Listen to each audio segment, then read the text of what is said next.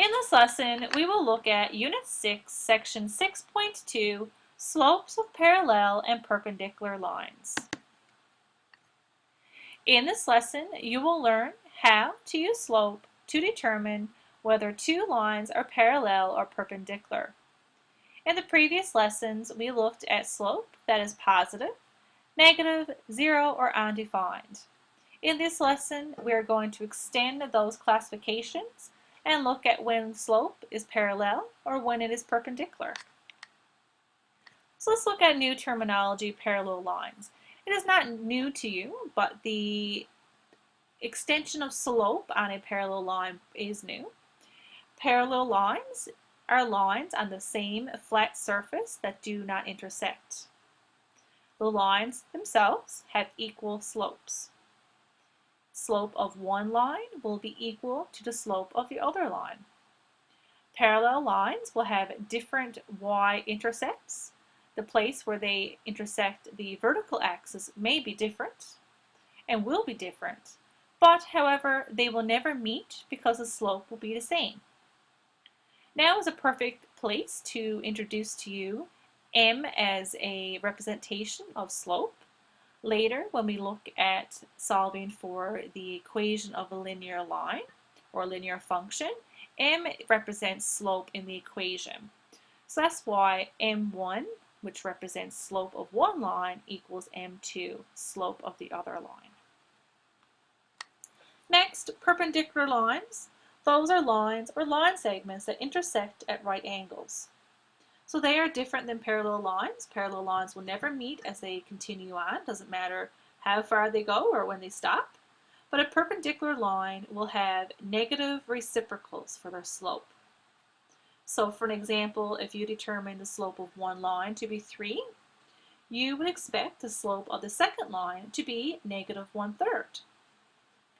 Or if you find the slope of one line to be negative 1/5, the other line must have a slope of 5 in order for it to be perpendicular. Here are some real-life examples of perpendicular and parallel lines.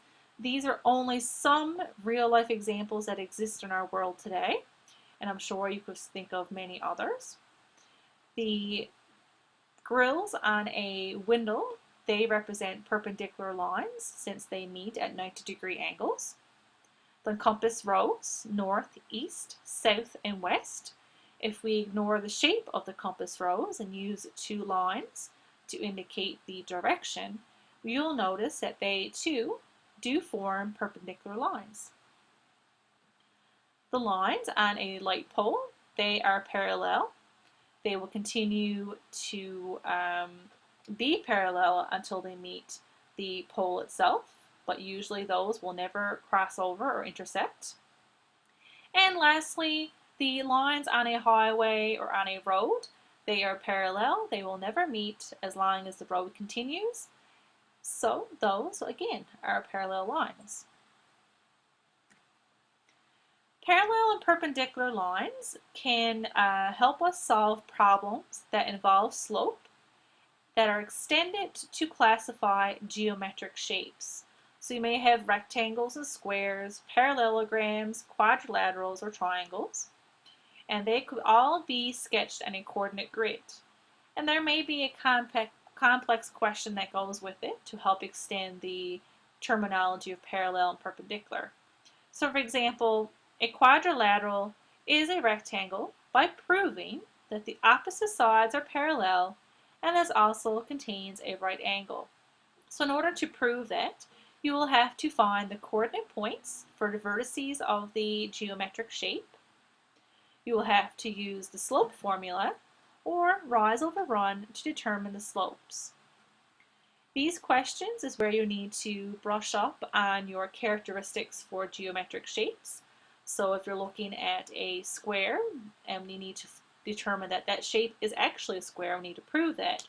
You need to prove that the square has 4 right angles by solving for the slope, and you will have to check for perpendicular lines. So every geometric shape will have a different characteristic that you need to use, and it will help you determine if you're trying to find a parallel or a perpendicular slope. In summary here, two lines are parallel when they have equal slopes.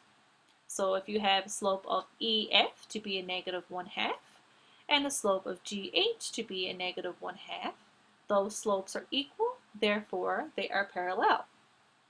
Two lines are perpendicular when their slopes are negative reciprocals. Slope of MN is equal to 3 and the slope of JK is equal to negative 1/3.